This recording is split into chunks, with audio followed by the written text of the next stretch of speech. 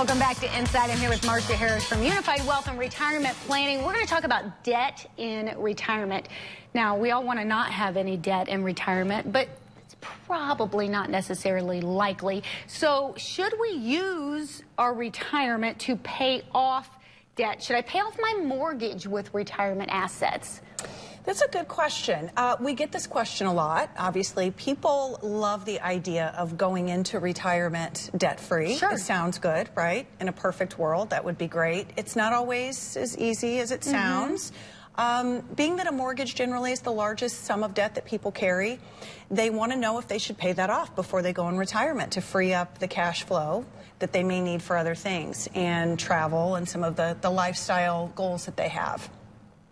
If you're using retirement assets to do it, and first of all, there's no easy answer. It's not yes or no across the board. Right. It really depends. How much is your mortgage left to be paid off? What amount of retirement assets do you have? Are we talking about assets coming out of your IRA or 401k? So we have to consider taxation on those types of assets because they've never been taxed. And so there's a lot to take into consideration. If you take a large sum of your retirement to pay off your mortgage, that money's essentially gone. Yes, it frees up cash flow each month, but it could be a significant chunk of your assets. And then in that case, it's sort of tied up in your home and you can't really get to that should something happen and you need it. So as a general rule, we don't like to see people take a majority of their assets by any means to pay off a mortgage. But again, it depends case by case on whether maybe paying it down or some type of restructuring may make sense. So how do I tackle that loan and credit card debt that I might have then? Well, we look at all debt that you owe and look at the interest rates that's owed on those various types of debt. And we hear a lot about always pay down your highest interest-bearing accounts first. But you also have to ask yourself, where are your largest balances? So you may have a high-interest credit card that has a very small balance, whereas you may have a lower interest credit card but has a much more significant balance. So you still need to look at those two interest rates and the amounts that are there to see how much in dollars and cents are you really accumulating in interest. And it may make sense to pay down the larger balance first, even though it has a lower interest rate associated with it. Sure. Then, I mean, but what about a home equity line of credit? Does it make sense to take that out and pay off a credit card?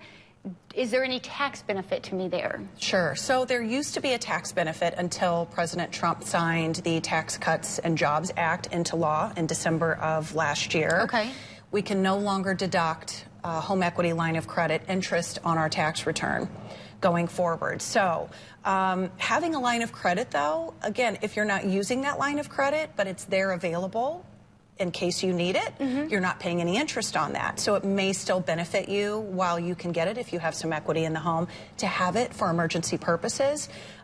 When looking at using that to pay off debt, what is the interest rate on the home equity line of credit versus what is the interest rate that you're currently paying on your debt? Or if you're taking it out of investments, maybe you're earning more on those investments than the rates of interest. So you wouldn't want to sort of step over dollars to pick up pennies in that case. Makes a lot of sense. And it makes a lot of sense to have somebody like Marsha help you through this because it's not things that we talk about or deal with every day. Is it just as simple as having somebody call you to have a free consultation? It is, absolutely. We offer complimentary consultations. We have seminars coming up, so if people call in and register for an event and come to one of our seminars before the end of the year, we actually have a retirement toolkit that we're putting together and customizing that for those individuals and giving that to you at no cost. So we encourage you to take advantage of that. Absolutely. Give them a call today because, again, it is different for everybody, too. How much money one person needs in retirement is not the same for somebody else. Give them a call, 338-2379. You can also visit them on the web, unifiedwealthplanning.com. We'll be right back.